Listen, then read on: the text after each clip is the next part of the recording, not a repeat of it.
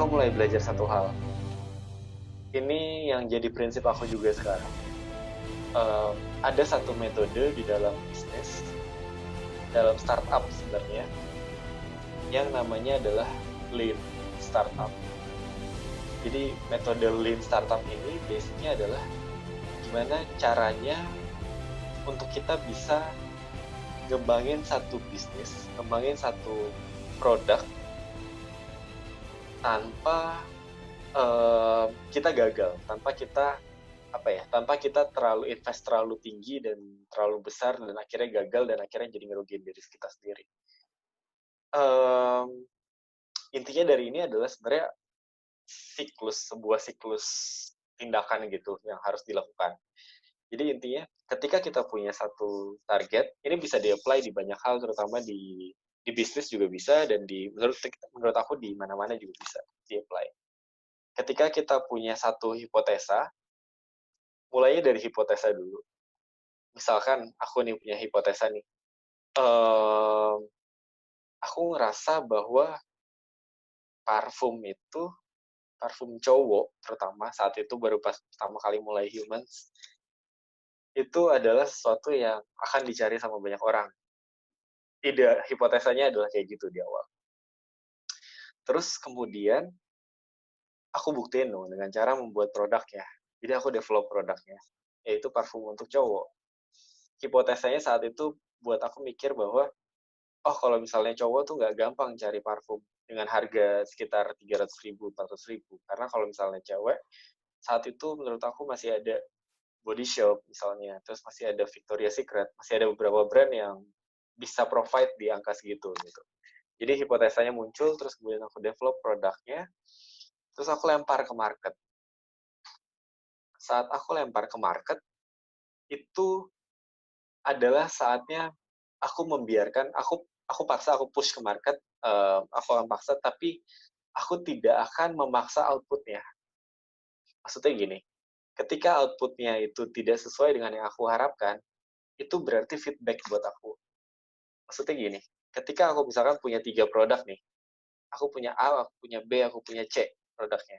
Aku lempar ke market, dan market aku yakinnya pertamanya bahwa yang A ini akan disukain sama banyak orang. Tapi ternyata ketika aku lempar ke market, aku marketingin, aku dapat feedback dari customer, ternyata yang banyak disukain orang itu adalah yang C. Nah, di Lean Startup ini, dia bilang bahwa you have to listen, you have to adapt to a new plan, basically kayak gitu. Jadi ketika kita udah lempar ke market, kita udah ngelakuin yang kita bisa terbaik, dan ternyata market berbicara yang lain, ternyata feedbacknya adalah, oh ternyata C yang adalah yang paling disukai oleh market, kita langsung cepet-cepet adapt to a new plan, to a new target lagi gitu. Oh berarti ya udah kita akan fokus untuk ngembangin yang C ini untuk bisa lebih banyak produksinya, untuk bisa lebih di boost lagi di marketingnya, dan bisa lebih di branding lagi dan lain sebagainya. Supaya C ini karena udah teruji di market bahwa orang-orang suka, ya udah nantinya C ini akan jadi makin banyak yang suka, makin banyak yang tahu, makin revenue streamnya oke gitu. Nah, sambil di sisi lain, kita harus siapin sesuatu yang baru, harus bikin hipotesa-hipotesa baru, target-target lain. Sesuatu yang mungkin kita nggak pikirkan di awal gitu. Jadi, terus kemudian aku mikir, oh kayaknya parfum cowok oke, tapi mungkin parfum cewek bisa, tapi nggak tahu juga kita, karena kita targetnya adalah parfum cowok gitu kan. Terus akhirnya kita tetap bikin parfum cewek, dan sampai dengan sekarang ternyata yang parfum kita yang untuk cewek malah yang jadi best seller sampai dengan hari ini. Itu karena um, metode ini kayak benar-benar ngajarin bahwa um, ya kita bisa plan sesuatu, kita bisa benar-benar mencapai itu, tapi ketika outputnya udah berbicara, kita harus dengerin juga. Gitu. Kita harus listen, dan kita harus sensitive about it. Jadi terus kemudian untuk melangkah ke step berikutnya atau melangkah ke rencana lainnya gitu sih. Jadi apa yang ketika kita udah rencanakan, itu menurut aku kita harus kasih boundary juga. Boundary itu dari sisi mungkin timeline, atau mungkin oke, aku akan perjuangin ini banget, misalnya misalnya mau apa, aku akan perjuangin ini banget sampai dengan 1 bulan atau 2 bulan. Aku akan di 2 bulan pertama itu aku akan benar-benar gigih banget untuk kejar itu. Tapi di 2 bulan itu lalu kemudian direview lagi, dilihat lagi gimana nih, apakah um, aku kemudian bisa untuk nyesuaiin target aku sesuai dengan apa yang aku ingin, atau ada sesuatu yang baru yang bisa aku kejar. Jadi itu yang buat aku lumayan cepat growth-nya di awal. Lebih kepada ya udah aku punya sesuatu, gigih banget dikejarnya selama 1 bulan 2 bulan, tapi ketika udah ada feedbacknya, udah ada ininya, aku akan siapin plan baru lagi untuk antara itu improve yang lama atau nyiapin sesuatu yang baru.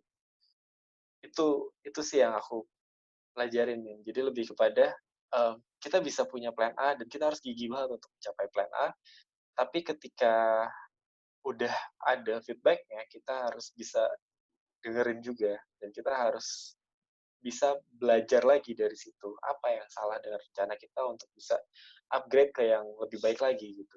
So, aku ngerasa ya itu sih yang salah satu yang aku terus-terusan jalanin di bisnis aku gitu. Jadi kita bisa adaptasi dengan cepat, bisa tetap punya plan A, tapi tetap punya batasan. Di mana batasan ini adalah batasan di mana, oke, udah saatnya aku mendengarkan gitu. Udah saatnya aku mendengarkan market maunya apa. Atau saatnya mendengarkan ya feedbacknya seperti apa, evaluasinya seperti apa setelah targetnya itu dijalanin. Kayak gitu sih. Iya sih, soalnya beda banget kan kalau misalnya di Jepang tuh yang aku rasakan setiap hari itu emang mereka tuh nggak terbiasa dengan plan itu gitu. Ketika misalnya kita ada mau meeting nih, kita mau meeting atau ada seminar gitu, tiba-tiba laptop atau misalnya screen-nya misalnya mati, nggak bisa misalnya kita presentasi atau hal lain lah, misalnya ada trouble lah, misalnya entah listrik gitu. Tiba-tiba itu mereka tuh kayak panik karena nggak punya plan Oke, B. Kalau kayak kita kan Indonesia tuh ya udah kita pindah santai. ruangan aja gitu atau enggak ya udah kita pakai apa gitu. Intinya tuh kan kita tuh Iya, terbiasa iya. dengan hal-hal kayak gitu. Itu salah satu yang aku lihat itu aku bersyukur banget Oke. gitu datang dari Indonesia yang terbiasa dengan ya udah kalau nggak ini ya udah cari aja yang lain gitu. Tapi mereka tuh akhirnya panik, tidak ini dan semuanya akhirnya berantakan gitu. Sama dengan kayak di dunia riset Malah jadi gitu. berantakan ya. Sama akhirnya dunia riset gitu. Kenapa misalnya di Jepang itu atau di Korea untuk saat ini kan banyak orang bunuh diri kan. Karena mereka itu kompetitif banget dan ketika misalnya melakukan riset dan tidak terbukti, akhirnya tuh kayak stres dan bisa jadi bunuh diri gitu. Dan sebelum aku dulu ke sini 2017 itu di lantai 7, aku akan lantai 6, lantai 7 itu ada yang bunuh diri, itu lompat Waduh, gitu. Jadi waduh. dan temen aku juga kayak di lab itu nggak tahu karena apa gitu, yang pasti ada 2 orang itu yang postpone PhD-nya gitu, nggak sampai dia selesai gitu di lab aku sendiri, padahal udah semester akhir gitu. Tapi itu nggak tahu masalah prinsip atau karena apa gitu. Tapi yang pasti orang di Jepang itu sangat susah untuk beradaptasi. Untuk adaptasi dengan Ya sesuatu ada yang sisi baru ya. positifnya, memang ada sisi negatifnya. Nah, kita tadi udah ngebahas gitu tentang masalah bisnis, tapi sebelum kita ke situ kan kita tahu akhirnya kau masuk lulus di teknik geologi. Gimana sih dunia kampus dan ya secara singkat aja boleh, dan kenapa memutuskan untuk terjun ke dunia bisnis, tidak melanjutkan apa ya, dulu kan punya impian untuk menjadi orang yang safety kan, maksudnya tuh kayak Iya, punya punya pekerjaan yang secara secara apa ya, persepsi orang kebanyakan itu bagus gitu, kayak perminyakan, minyak dan gas gitu. Akhirnya menjadi orang yang banting setir 180 derajat dan orang semua nggak nyangka anak lulusan ITB tiba-tiba kerja jadi karyawan atau yang kayak gitu. Gimana sih? Oke. Em, Kenapa? Sebentar ya. Aku harus ambil casan kayaknya. Oke Soalnya oke ada lowbat. oke Sebentar ya. oke oke, siap siap.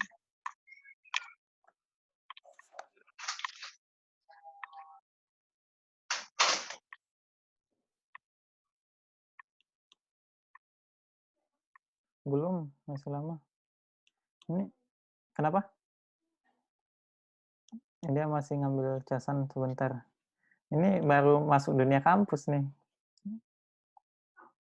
Sambil ngobrolin bentar.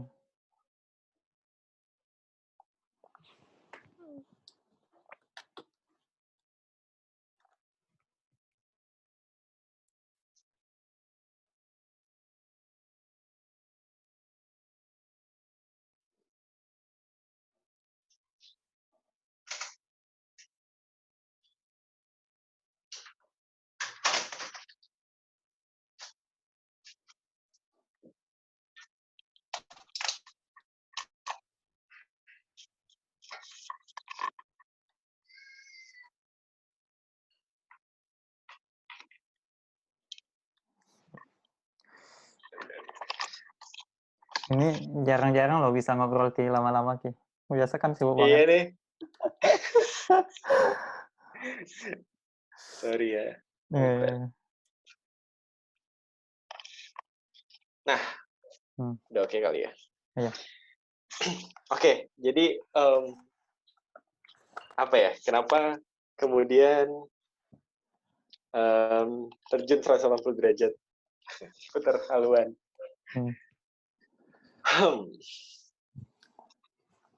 Ceritanya mulai dari mana ya? Sebenarnya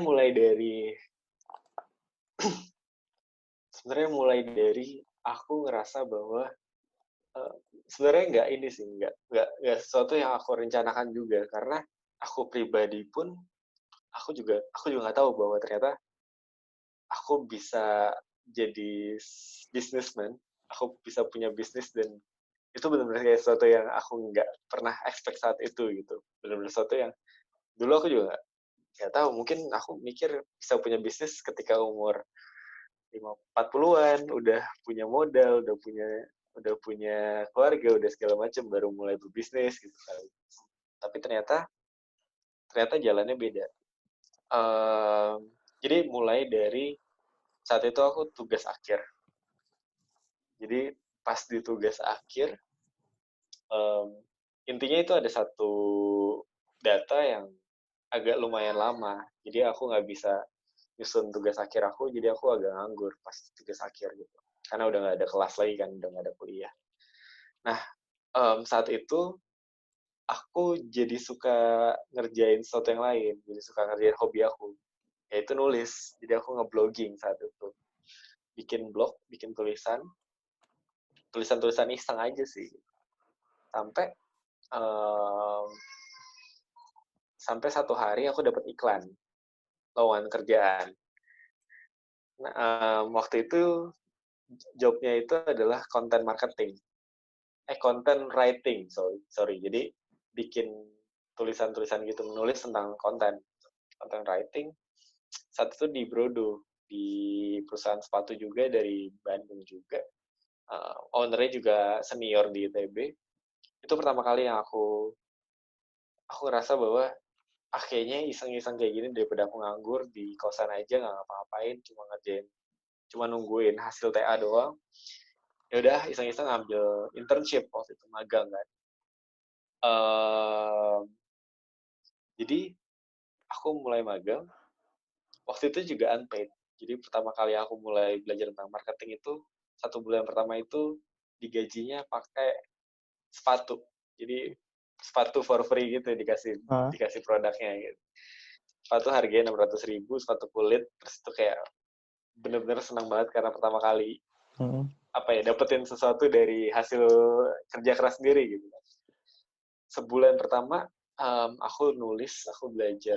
Aku nggak banyak belajar, aku cuma benar-benar nulis. Terus di bulan kedua tiba-tiba bukan senior, mentor aku yang ada di sana mau resign katanya. Nah saat itu aku mulai mikir untuk apa aku jadi ambil alih aja ya kerjaan tetapnya ya. Sambil di bulan kedua itu aku mulai cari tahu tentang bisnis, tentang marketing, tentang dan lain sebagainya. Aku mulai aktif banget di marketingnya. Aku mulai tanya ini dan itu, aku mulai kasih saran ini dan itu. Sampai di bulan ketiga saat itu aku ngerasa aku kayak bisa doing something di situ. Aku ngerasa aku bisa dapat sesuatu yang baru.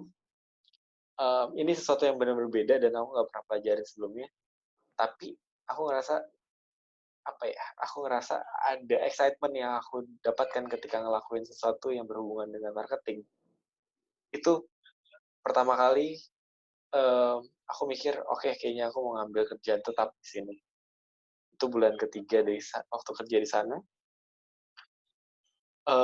Menurut aku tantangan paling besar itu ada di bulan keempat kalau nggak salah.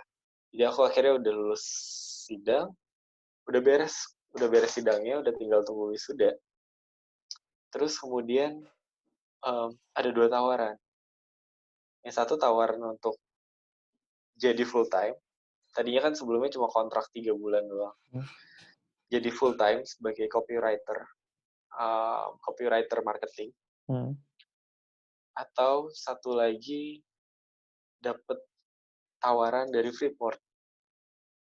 Waktu itu kondisinya industri migas tuh lagi drop banget. Jadi kita yang mau masuk migas sebelumnya itu semuanya lagi pada ya udah akhirnya ngambil jalur masing-masing. Ada yang banyak yang ke pertambangan, banyak yang ke sipil, banyak yang ke yang lain juga selain dari geologi. Tapi yang di migas satu tuh nggak ada karena benar-benar lagi susah banget. Lagi banyak yang di layoff, banyak yang banyak yang di cat gitu di industri migas. So migas kayak jadi opsi lagi bagi kita saat itu karena lagi nggak bagus banget timingnya. Akhirnya dihadapin 2 ini, aku benar-benar aku bingung saat itu karena ya pasti semua orang aku tanya ke siapapun pasti akan mikir aku harus ngambil yang Freeport karena udah jelas, semuanya jelas gitu, dari mulai kerjaannya sesuai, terus salary-nya juga lumayan, so everything will gonna be fine kalau misalkan aku ambil Freeport saat itu. Tapi aku mikir bahwa kalau aku di marketing ada sesuatu yang aku baru pelajarin dari awal, ada sesuatu yang bikin aku excited lagi, ada sesuatu yang aku saat itu udah beli 3 buku tentang marketing. Aku jarang jarang ngerasa excited tentang satu hal, dan waktu itu aku lagi ngerasa benar-benar lagi excited tentang marketing. In the end, aku harus ngambil jalan yang nggak, balik lagi nggak mudah karena semua orang akhirnya nentang, tapi aku bilang aku mau fokus di marketing, aku mau fokus di sini di Brodo karena aku ngerasa ada sesuatu yang bisa aku dapetin, dan aku masih belum tahu saat itu apa yang bisa aku dapetin, but we'll see. Dan jadi ada energi juga untuk, karena semua orang, terutama orang tua sendiri, orang tua nggak begitu yakin dengan apa yang aku ambil karena mereka juga nggak, ya mungkin bingung juga kali ya, anaknya lulus di ITB teknik dan nilainya cum laude gitu. Terus ketika ditanya teman orang tua anaknya ngapain, ya nggak tahu, mereka nggak bisa jelasin juga ngapain gitu. Jualan sepatu katanya online. Itu sesuatu yang nggak mudah untuk diceritakan, kayak kalau misalnya kerja di pertambangan di Freeport gitu kan, kayak wow, ini banget, prestisius banget. Tapi aku jadi ngerasa aku harus ngebuktiin sesuatu di sana. Aku ngerasa aku harus ngebuktiin ke diri sendiri bahwa ya ini aku ambil jalan yang ini, aku harus bisa do something di sini gitu loh. Jadi benar-benar aku usahain lagi, ini balik lagi ke masa dimana aku tiba-tiba klik momen lagi, kayak rasa lagi aktif lagi. Jadi aku semua buku marketing aku pelajari, hampir semua, maksudnya banyak banget buku marketing aku pelajarin, terus aku mulai apply apa yang aku pelajarin ke kerjaan, ke profesional. Sampai dengan, kalau nggak salah 1 tahun, aku ngerasa, dan saat itu bos di Brodo, ownernya Brodo juga ngerasa stage aku udah cukup untuk, kemudian dia tanya, Ki mau jadi CMO atau enggak, mau jadi head marketing atau enggak gitu. Nah, saat itu ada 2 pilihan lagi, antara aku jadi head marketing di Brodo atau aku pilih sesuatu yang gila lagi gitu, yaitu bikin satu project dari nol, benar-benar dari awal gitu. Nah, tapi saat itu balik lagi tuh, aku ngerasa aku harus tantang diri sendiri lagi. Aku ngerasa 1 tahun udah cukup waktunya, aku udah basicnya aku udah paham tentang marketing. Aku pengen coba sesuatu yang baru lagi. Apa sesuatu yang baru lagi? Bisnis. Benar-benar ngerti tentang semuanya gitu. Not only the marketing parts, tapi benar-benar ya yang namanya bisnis berarti kan kita harus ngomong tentang finance-nya, tentang human resources, tentang strategic bisnisnya dan lain sebagainya kan. So 2017 akhirnya aku nggak terima offer jadi head marketing. Aku ngembangin satu project dari awal. Nah itu namanya NAH Project, NAH Project. Itu pertama kali aku akhirnya ngerasa, oh 1 tahun ini adalah untuk ya udah aku bikin sesuatu, aku bisa bikin sesuatu akhirnya. Nah project itu kemudian lahir di akhir 2017. Kita benar-benar ngembangin, kita benar-benar belajar untuk sesuatu yang baru, kita coba apply apa yang kita tahu, dan ya udah akhirnya 2017 respon orang terhadap brand itu tinggi banget, dan kita juga mulai belajar tentang bisnis, tentang kita cari koneksi dan lain sebagainya. Sampai 2018 waktu itu pertama kali aku diundang di TV. Waktu itu TV-nya apa ya? Oh, Pertama kali Metro. Metro ya, Metro TV. Jadi ada di Metro TV, dan yang ada juga sempat di Net TV. Yang di Net tuh ada di Ini Talk Show. Ini talk show. Jadi balik sedikit, sebelum di invite di Ini Talk Show dan mulai dikenal sama orang, hubungan aku sama orang tua kurang oke. Karena ya gitu, karena aku ngerasa waktu itu mereka inginnya apa, tapi aku nggak penuhin. Aku coba malah ambil jalan yang aku pengen gitu. Jadi ya aku nggak banyak ngobrol sama orang tua, tapi akhirnya pas saat itu ini aku udah mulai balik lagi, udah mulai sering ngobrol sama orang tua lagi. Terus satu momen yang menurut aku paling mengharukan itu adalah saat pas saat Ini Talk Show aku diundang. Aku ya udah cuma ada segmen aku ngomong sekitar 20-30 menit. Terus keluar dari stage, aku dapat WhatsApp dari mama. Terus mama kasih WhatsApp gitu, Ki, ini satu keluarga besar di rumah lagi ngumpul, lagi nonton bareng kamu gitu. Terus aku kayak ngerasa apa ya, sesuatu yang perjuangannya tuh hasilnya di sini. Ini salah satu hasil 1 tahun aku berjuang. Finally aku bisa dapat kepercayaan lagi dari mereka. Akhirnya aku bisa dapat sesuatu yang buat mereka bangga lagi gitu. Karena sebelumnya aku tahu bahwa nggak mudah pastinya untuk mereka untuk bisa percaya untuk ke jalan yang aku pilih gitu. Dan mereka juga pas ya aku kemudian bilang sama diri aku sendiri, aku juga telepon mama kan saat itu. Ya mah, ya syukurlah sekarang udah sekarang everything ya berjalan dengan baik lah. Ya mungkin masih banyak tantangan ke depannya, tapi ya kayaknya aku mau fokus sekarang di sini gitu. Mama udah bilang iya juga, mama udah setuju juga. Nah, itu sesuatu yang ya mungkin kalau misalnya saat itu aku ngambil Freeport, mungkin aku akan jalanin, mungkin aku punya salary yang bagus, aku punya kerjaan yang oke, tapi mungkin gak ada momen di mana mereka ngumpul bareng dan bisa bangga ngeliat anaknya gitu di TV, dan itu sesuatu yang aku bersyukur karena aku ngambil jalan yang aku passionate about gitu loh. Karena kalau kita nggak cukup passionate untuk ngejar sesuatu, menurut aku nggak akan ada di level saat ini gitu. Kalau kita cuma ya udah kita jalanin aja, bisnis aja lah, yang penting ada duit gitu loh, nggak ada hati yang benar-benar dilibatkan di kerjaan kita atau apa yang kita ingin kejar, hasilnya juga nggak akan se fulfilling itu gitu sih. Luar biasa. Yang aku rasain. Oh, wow, apa ya?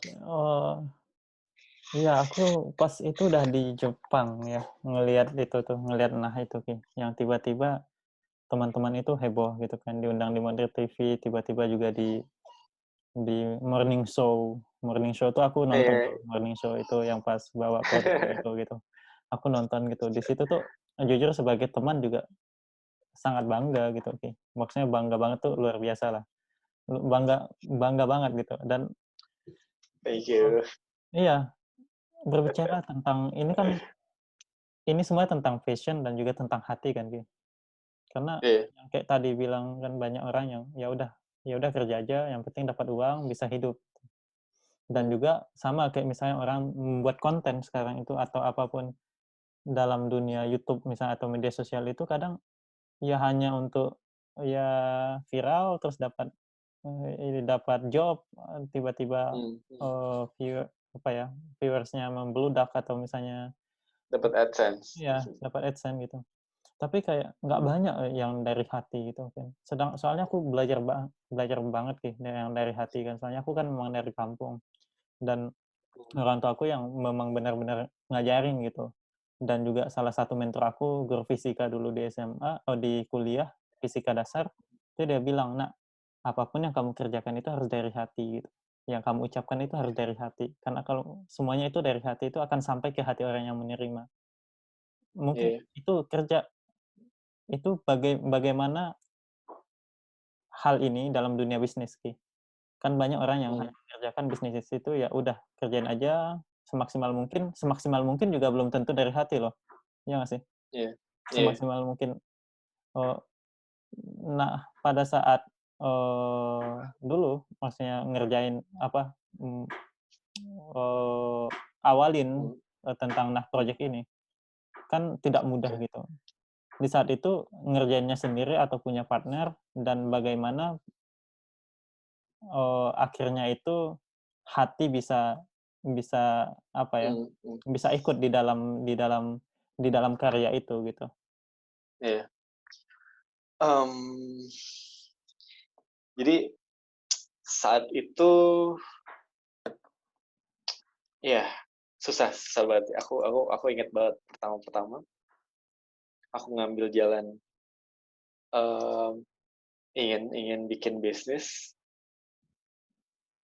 Kenapa butuh hati dan kapan hati aku mulai ini adalah saat kita mulai ngelakuin semuanya, kita mulai udah bikin produknya, kita udah ngerasa kita udah ngelakuin yang kita bisa. Terus um, bulan pertama waktu itu kita jual 30 pieces aja, 30 produk aja. Terus kita mulai hitung-hitung pendapatannya berapa. Waktu itu ada timnya 4 orang. Mulai bagi-bagi sedikit kan. Sebulan cuma dapat berapa, masing-masing cuma dapat berapa. Dan saat itu rasanya berat banget, men, karena itu benar-benar sedikit banget. Gak bisa untuk hidup 1 bulan pun gak cukup.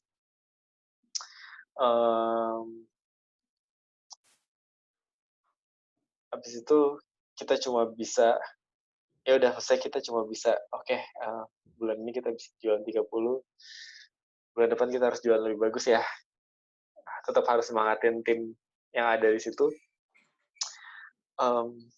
Akhirnya yang aku lakukan adalah, kalau Amin tahu, mungkin Amin juga tahu, dulu Rizky yang dulu tuh beda dari yang lumayan beda dari yang Hmm. sekarang. Rizky yang dulu tuh nggak peduli sama orang. Iya betul. Dia Nggak peduli banget. mereka dia nggak, bahkan untuk ngomong sama orang yang dia nggak kenal aja tuh males banget gitu. Aku Iya. aku aku nggak ngomong sama orang. Hmm. Aku juga kalau misalnya ngerasa nggak perlu untuk kenal sama orang, aku nggak kenalan sama orang. Hmm. Terus um, nah sejak masa lagi pertama kali aku ngerintis, nah itu aku dapetin bahwa akhirnya hati aku take over. Aku approach semua orang yang aku bisa kenal, aku ngerendahin diri untuk kemudian nawarin produk aku ke mereka. uh, aku mulai networking, aku mulai datang ke komunitas baru untuk kenalin produk aku. Terus aku mulai um, coba PDKT sama sama youtuber, sama apa seleb di Instagram, sama aku mulai bangun koneksi dan lain sebagainya. Sampai ke masa dimana aku ngerasa bahwa Rizky nggak ngelakuin ini sebenarnya. Rizky tuh bukan orang yang bisa ngelakuin ini. Hmm. Tapi aku benar-benar mengesampingkan ego aku, dan di masa yang aku punya, aku coba ngontak orang-orang yang aku bisa approach untuk nawarin mereka supaya bantu aku ngiklanin produk aku. Satu minggu aku bisa ngontak sampai 30-40 orang. Biasanya pulang biasanya pulang kerja sampai dengan jam 11 malam aku masih nge-DM-DM-in orang, nanyain mereka mau atau enggak bantu kita untuk nge-promote kita punya produk. uh, itu terus kita lakuin. Aku lakuin sendiri, benar-benar pakai Instagram sendiri, Instagram personal. Aku aku ngelakuin itu sampai ya mungkin mungkin dari 20 orang yang terima cuma satu. Tapi aku ngerasa dari satu orang yang bantu kita itu udah sangat-sangat berharga banget saat itu. Ya udah, akhirnya mereka satu-satu mau bantu, mereka bantu bantu promote kita punya produk. Akhirnya produk kita makin dikenal, dan itu aku tetap lakuin. Aku tetap aku tetap uh, kontak-kontakin orang. Kalau misalkan perlu meeting, aku akan datang, aku akan traktir mereka kopi dan lain sebagainya. Sampai aku dapetin sesuatu yang baru, bahwa um, ya capek sih, rasanya capek banget sih. Harus bisa apa ya? Harus bisa jadi orang yang lain, tapi aku nggak mikirin ini untuk ini. Aku nggak mikirin ini untuk aku sendiri, tapi ada sesuatu yang mau kejar, yaitu ya aku mau gimana caranya supaya bisnis ini, project ini bisa sukses gitu, kita bisa jualan lebih banyak, dan aku bisa ngasih tim aku gaji yang layak, dan itu yang overcome semuanya sih, karena aku mikirin itu. Jadi aku mau aku mau diundang ke TV pun aku ayo gitu loh, padahal aku bisa nolak itu banget gitu, dan aku pengen banget nolak masuk TV gitu, karena deg-degannya luar biasa ya. itu itu ngubah aku banget sih. Aku lebih compassionate, lebih peduli sama orang, dan lebih mencoba mengerti customer aku. Aku bahkan pernah um, chattingan sama customer sampai dengan jam 4 pagi hanya untuk pengen dapetin relationship sama dia gitu, pengen pengen pengen deket aja sama customer aku gitu.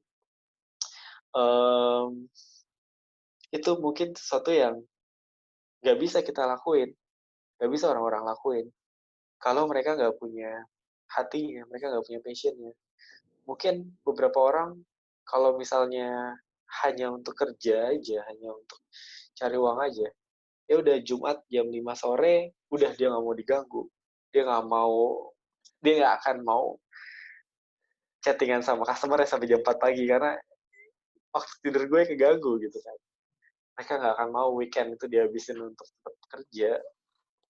Tapi ketika itu dilakuin sama sama hati, kayak kita nggak mikirin angka lagi, kita nggak mikirin apa ya, kita nggak mikirin ini worth it atau enggak, tapi ya we just do it because we know it's the right thing gitu. Jadi itu yang aku rasain gitu.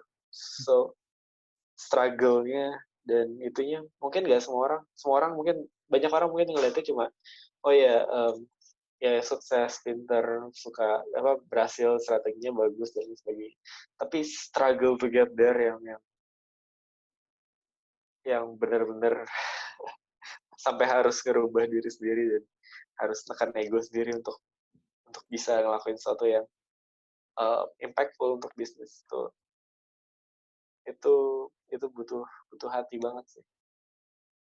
Ya mungkin Apakah dalam menemukan tim juga seperti itu? Maksudnya gimana sih akhirnya tuh menemukan tim yang bisa diajak sama-sama gitu? okay. Karena kan nggak, misalnya aku nih, kan kadang tuh orang misalnya yang pengen ikutan project kita kan tentu punya punya misinya sendiri ya. Kadang tuh oke, aku pengen ikut dan mungkin nanti bisa dapat ini, dapat gaji gitu. Nah, tiba-tiba gitu dengan keadaan seperti tadi, gajinya yang hanya 30 pieces yang terjual, gajinya ya untuk sebulan aja misalnya nggak bisa ini, bagaimana akhirnya tim ini juga masih tetap solid gitu?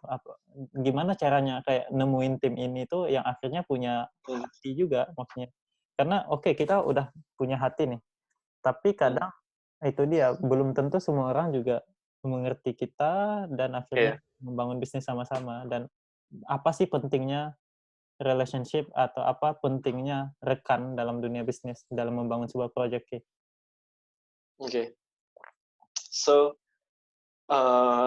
yang pertama gimana caranya bisa tim itu ngerasain ini yang sama.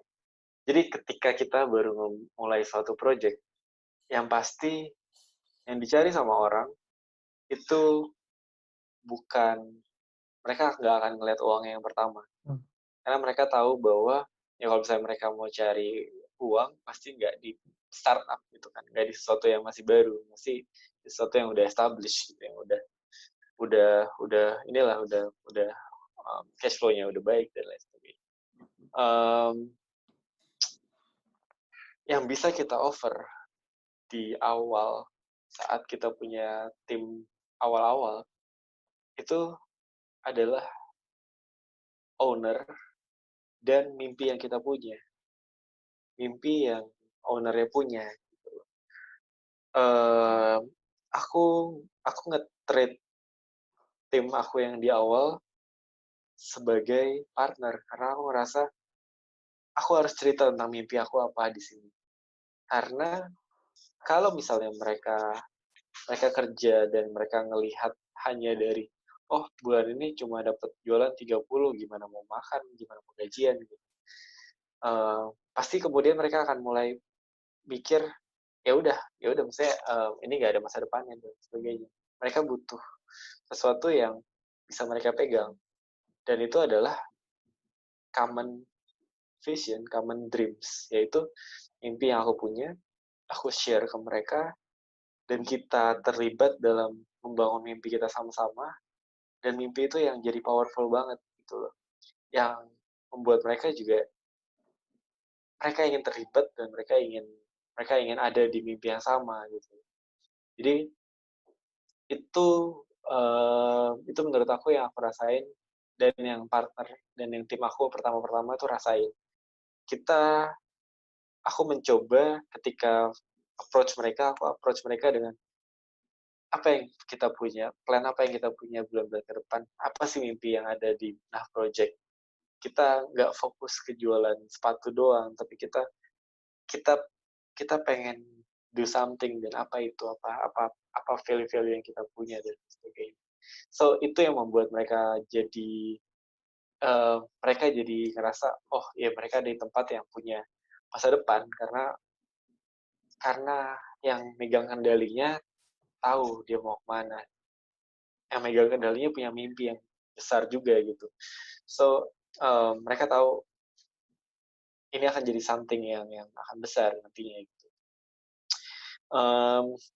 Yang kedua adalah pentingnya partner.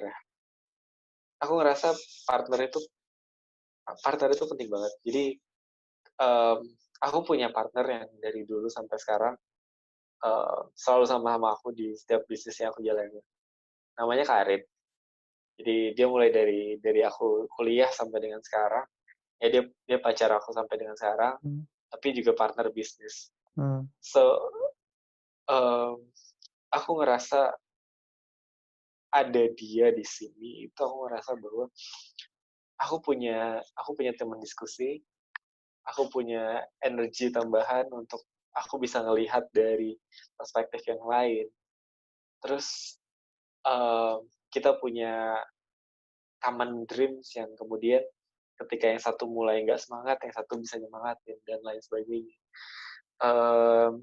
We back each other up dan itu yang mungkin dibutuhkan uh, oleh seorang partner gitu karena kalau misalnya kita jalan sendiri, menurut aku nggak mudah, sangat nggak mudah karena kita kemudian kita bisa capek, kita bisa jenuh, kita bisa kemudian lupa dengan apa yang kita rencanakan. Tapi ketika ada at least 2 orang yang punya mimpi yang sama, yang um, punya ini yang sama, pola pikir yang bisa barengan, itu bisa nyambung satu sama lain, uh, itu jadi powerful banget karena karena ya rasanya beda aja ada 2 energi yang bisa digabung dan um, bisa ngerjain bagiannya masing-masing gitu.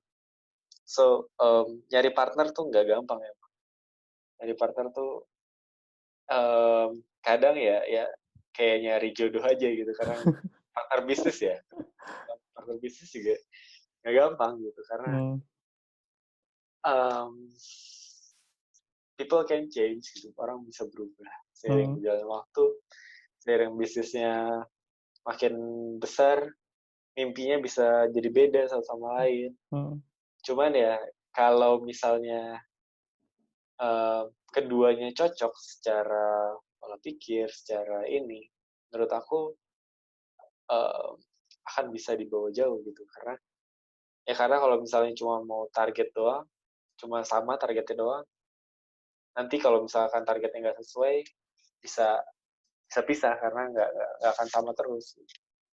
Tapi ya kalau udah ngerasa cocok itu lain cerita sih. Jadi mau di atas ataupun di bawah pasti akan saling backup satu sama lain.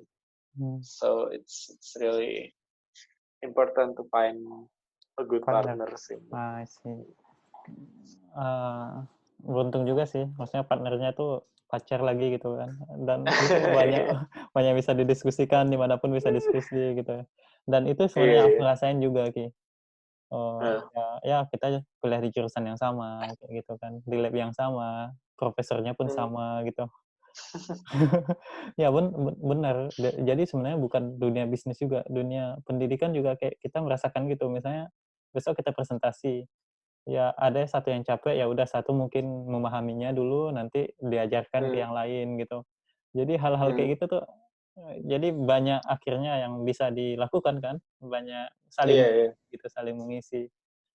Dan itu menurut aku memang juga penting banget gitu, entah di dunia bisnis atau di dunia pendidikan juga partner itu butuh banget gitu, apalagi di dunia pendidikan tingkat lanjut yang notabene itu ya banyak tekanannya gitu, semakin banyak tekanannya.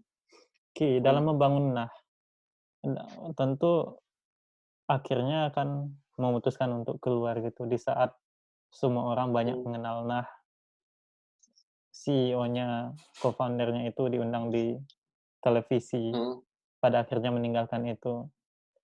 Aku mungkin tahu sedikit banyak alasan pada saat kita ketemu di ini kan, di bandara gitu. Pas itu kita ceritakan. Tapi mungkin bagi orang lain di sini, mungkin bisa jadi pelajaran. Kenapa mengambil itu, kenapa keluar dari situ, dan apa nilai-nilai yang dipertahankan dan diperjuangkan dari kasus itu. Bukan kasus sih, maksudnya ya ceritalah jejaknya Rizky akhirnya kan. Dan pada saat itu juga berapa totalnya karyawan atau partner di pada saat itu? Dan Karyawan ya waktu itu ya? iya, pada Hmm. saat itu kan aku bisa bilang itu di puncak-puncaknya gitu, ketika orang Hmm. banyak mengenal CEO-nya Hmm. misalnya, udah biasa tampil juga gitu. Hmm. Oh, berapa Iya. totalnya saat itu, pada saat mulainya kan tadi 4, berapa totalnya pada saat meninggalkan Nah, dan mengapa Hmm. meninggalkan Nah, apa nilai yang dipertahankan dan diperjuangkan dalam jejak meninggalkan itu? Oke. So, ini mungkin cerita yang tidak menyenangkan ya, Hmm, bahwa aku umur berapa ya waktu itu? Aku umur 23 ya. hmm, 23 tahun, 23 tahun ya 2017. Ya, 24 berarti. hmm, Nah, saat itu udah udah banyak dikenal orang. Kita punya revenue juga berapa kali di atas 1 M per bulan. Kita jualan up to 2.000 pairs, 3.000 pairs sepatu per bulan. Orang-orang suka dengan brandnya dan semuanya expect ini brand akan jadi besar sekali gitu. Oktober 2018 tiba-tiba aku ngumumin kalau aku resign dari Nah. Resign-nya ini karena masalah bisnis sebenarnya. Karena masalah ada satu deal dengan partner yang menurut aku konflik yang nggak selesai. Yang akhirnya aku mutusin bahwa aku bisa aku bisa tetap di sini dan terus-terusan Dina dan tapi aku tidak dapat apa-apa sampai dengan kedepannya atau aku bisa mutusin untuk mundur saat ini. Kemudian 2018 akhir itu aku mutusin buat mundur saat itu. Pelajaran yang aku dapetin yang pertama adalah um, ketika kita mau bikin satu bisnis atau kita mau bikin satu project atau mau punya apapun yang berhubungan dengan uang, um, pastikan semuanya ekspektasinya itu semuanya selalu diomongin di awal dan selalu ditulis di atas kertas gitu. Selalu ada hitam di atas putih paling enggak perjanjian bersama gitu. Karena balik lagi people change gitu. Orang-orang bisa berubah gitu. Aku ngejalanin Nah ini bareng sama mentor aku dulu yang benar-benar aku percaya banget dan aku nggak benar-benar sama sekali tidak tidak apa ya aku respect dan percaya banget. Tapi seiring berjalannya waktu, semakin besarnya bisnisnya dan lain sebagainya, ekspektasinya makin berubah satu sama lain. Aku juga bisa bilang bahwa ekspektasi aku juga berubah, bahwa dia juga berubah dan sebagainya. Sampai satu ketika, ya apa yang aku minta dan apa yang bisa diberikan itu nggak bisa ketemu gitu loh. Ini masalah ownership, um, masalah ownership terutama. Nah ini yang menurut aku pelajaran yang aku dapetin adalah di dunia ini ya atau dalam dunia bisnis pun, terutama di dunia bisnis ya, people can change, orang bisa berubah. That's why dari awal semuanya ekspektasi masing-masing dan tanggung jawab dan hak masing-masing itu semuanya kalau bisa harus tuliskan supaya ya kita kita awal-awal dalam jalan bisnis itu pasti senang-senang aja karena semuanya sama-sama senang, sama-sama usaha, sama-sama jualan, terus growth bisnisnya segala macam makin mulai ini. Tapi ketika udah mulai ada uangnya dan udah mulai um, at stake-nya tuh besar sekali, ini yang orang-orang mulai berubah gitu. Orang mulai mulai ini kan punya gue gitu lagi. hmm, Ya, things like that happens. Di umur aku yang ke-24, aku aku kehilangan Nah Project. Nah Project saat itu ditawar seharga 15 miliar. Jadi itu satu perusahaan yang punya valuasi 15 miliar saat itu. hmm, So basically aku aku kehilangan 15 miliar di umur hmm, yang 20 di umur yang ke-24 tahun. Um, aku sempat nggak dibilang depres. Aku sempat depres juga selama beberapa bulan. Setelah dari Nafrojik itu aku sempat ngilang dan aku cuma jadi konsultan marketing doang, berusaha tetap hidup aja. Eh ngelihat ngelihat ngelihat itu ngerasa kayak anak sendiri yang udah dibesarkan sebesar itu tiba-tiba diambil dan tiba-tiba udah gak ada apa-apa lagi gitu. Itu itu sih satu hal yang sangat menurut aku um, benar-benar bikin down banget saat itu. Dan aku bisa bangkit dari situ cuma karena satu hal. Aku mikir, uh, jadi umur aku masih 24 tahun dan aku ngalamin hal kayak gitu. Sementara mungkin orang-orang di umur 24 tahun masih mencoba mencari apa yang mereka mau lakukan gitu. Iya. So, aku harusnya bersyukur karena ya nggak semua orang dapat opportunity seperti ini gitu. Nggak semua orang bisa berkesempatan untuk kehilangan 15 miliar gitu loh. Saya bukan dari sisi itunya tapi dari sisi dimana berarti aku ada di stage yang berbeda harusnya. Aku ada di stage yang um, I can start this all over again. Aku udah punya ilmunya, aku punya basic knowledge-nya, aku punya channel-nya, aku punya network-nya, dan lain sebagainya. Kalau aku gini terus, aku nggak akan kemana-mana gitu. Kalau aku cuma merenung terus dan menyesali apa yang aku lakukan, apa yang udah terjadi ya, nggak akan pernah kemana-mana. Humans nggak akan pernah lahir gitu. Tapi ya itu, beberapa 6 bulan, hampir 6 bulan setelah dari situ, ya akhirnya aku mulai mikir bahwa it's time to start all over again. Di saatnya aku mulai lagi deh. Dan aku coba dapetin energinya lagi dari situ gitu. Akhirnya ya udah di 1 tahun setelah itu, bulan September 2019, bulan lalu, baru mulai hadir humans lahir. Itu um, ya sampai dengan sekarang. Yang menarik adalah ini baru minggu lalu, humans ditelepon oleh salah satu dari ini apa namanya venture capital VC. Dia tanya soal humans dan dia tertarik untuk invest di humans. Seeding yang dia kasih, series A yang dia kasih itu bisa up to $1,5 juta dengan valuasi yang dia berikan ke humans itu $5 juta.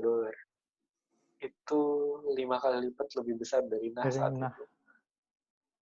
Dan aku 2 minggu yang lalu, itu baru 2 minggu yang lalu ditelepon kayak gitu dan dia ngasih valuasi humans $5 juta. Aku langsung rasa kayak everyone deserves a second chance gitu. Bahkan ketika kita udah berjuang dan kita udah berhasil ada di atas dan kita jatuh, we still have so much time untuk mulai lagi gitu. Tinggal kapan kita mutusin mau mulai lagi gitu. Apakah kita emang harus terus-terusan terus-terusan sedih dan ini, atau ya kita get back on our feet lagi, kita balik lagi ke apa yang kita bisa lakukan dan do our best sekali lagi gitu. Karena ya second chance exists. Bahkan mungkin ketika nanti aku gagal lagi, aku masih punya third chance, aku punya kesempatan berikutnya gitu. Gak akan pernah selesai kesempatan. So walaupun kita gagal, gak menutup kemungkinan untuk selesai gitu. Selalu ada jalan baru dan selalu ada opportunity baru.